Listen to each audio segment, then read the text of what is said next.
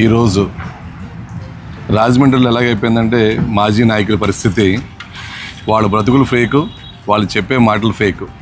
గత 5వ తారీఖు జరిగిన విషయం, షెల్టన్ హోటల్లో జరిగిన విషయం మీద, షెల్టన్ హోటల్ సంబంధించి ఆ ఏరియా ఒక రూరల్ ఏరియాలో ఉన్న ఏరియా, అది తిను ఉంటుంది టౌన్ ఏరియాలో. సో దీని మీద ఏదో ప్రచారం చేసి జనాలకి ఏదో అవాస్తవాలు చూపించాలని ఒక దురుద్దేశంతో మార్గాన్ని భరతరాము ఈ వీడియోస్ రిలీజ్ చేయడం చాలా దురదృష్టకరం. అలాగే ఆయన మీద తగిన చర్యలు తీసుకోవాలని చెప్పేసి ఈరోజు రాజమండ్రి డిఎస్పీ ఆఫీస్కి, ఈస్ట్ జోన్కి, అలాగే బొమ్మూరు స్టేషన్కి వచ్చి కంప్లైంట్ ఇవ్వడం జరిగింది. ఎందుకంటే రాజమండ్రిలో ఎక్కడ బ్లేడ్ బ్యాచ్ అన్నది లేదు, ఆ విషయం అందరికీ తెలిసిన విషయమే. కానీ తను ఏదో ఉన్నానని చెప్పేసి నేను ఏదో చేస్తానని చెప్పి తెలుసుకోవడానికి అని చెప్పేసి లేనిపోయిన ఇష్యూలు తీసుకొచ్చి ఆదిరెడ్డి వాసు గారి మీద చేయడం అన్నది కరెక్ట్ అయిన పద్ధతి కాదని, ఈ పద్ధతి మార్చుకోకపోతే